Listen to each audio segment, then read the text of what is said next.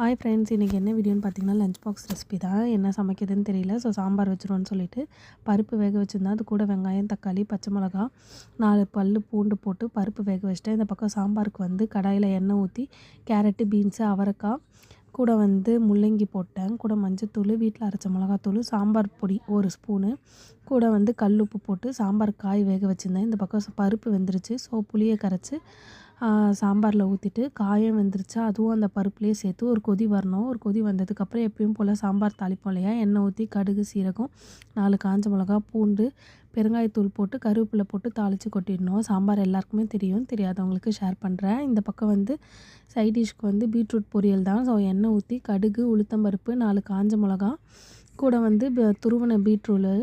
So நம்ம காஞ்ச மிளகாவுக்கு பதிலாக பச்சை மிளகாவும் ஆட் பண்ணலாம். டேஸ்ட் ரொம்ப நல்லாயிருக்கும். பட் ஆனால் குழந்தைங்களுக்கு வாயில் பட்டுடும் அப்படின்னு சொல்லிட்டு காஞ்ச மிளகா தான் நான் ஆட் பண்ணியிருக்கேன். நீங்கள் பச்சை மிளகா கூட ஆட் பண்ணிக்கலாம். இது கூட கல்லுப்பு நான் சேர்த்துக்கிறேன்.